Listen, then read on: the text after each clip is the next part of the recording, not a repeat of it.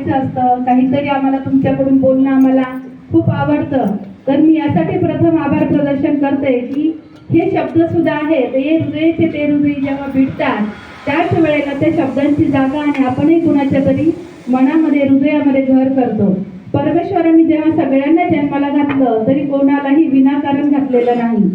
तर प्रत्येकाला प्रत्येकाच्या मध्ये काही ना काही तरी चांगले गुणवैशिष्ट्य आहेत, परंतु आपण मात्र नेमकी वर्मावरती बोट ठेवतो आणि त्याच्यामध्ये काय चांगलं नाही हा शोधण्याचा प्रयत्न करतो. पण त्याच्यामध्ये काय आहे आणि मी ते आत्मसात कसं करेल त्या प्रयत्नांपेक्षा मग तिथे षड्रिपू आमच्या जवळ येतात. काम, क्रोध, मद, मोह, मत्सर आणि अंतर जवळ येण्याच्या ऐवजी, अंतर म्हणजे हृदयाला पण म्हणतात, हृदयाला एक मराठीमध्ये अजून शब्द आहे अंतर.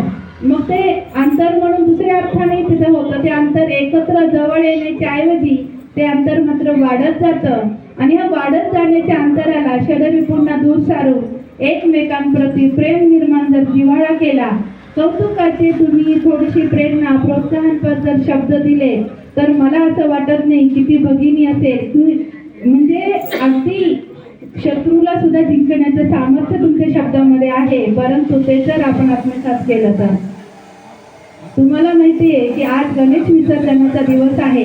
आजच्या दिवसाचं वैशिष्ट्य हे आहे की विसर्जन का करायचं आणि विसर्जनाचा उद्देश काय आहे.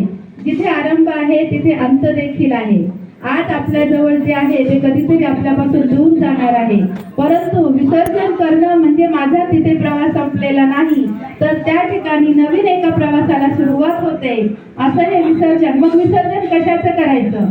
पहिलं षड्रिपू काम, क्रोध, मद, मोह, मत्सर यांचं आपण विसर्जन असो. तोपर्यंत जरा मान्यवरांच्या पायाचाही थोडासा थकवा दूर झाला असेल. एक शायरी म्हणून अजून 2 सत्कार आहेत, त्यांच्यासाठी आपण तयार राहायचं आहे.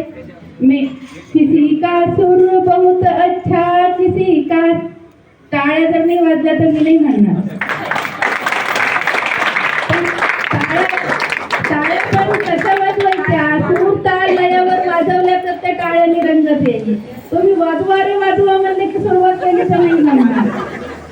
किसी का सुर बहुत अच्छा, किसी का साज अच्छा है, किसी का सुर बहुत अच्छा, किसी का साज अच्छा है, कहीं पर रूप की खुशबू, कहीं पर नाज अच्छा है, कहीं पर रूप की खुशबू, कहीं पर नाज अच्छा है, बराबर ही दिया है हर किसी को देने वाले ने, बराबर ही दिया है हर किसी को देने वाले ने, कहीं अल्फाज अच्छे हैं, कहीं अंदाज अच्छे हैं, कहीं अल्फाज अच्छे हैं, कहीं अंदाज अच्छे हैं.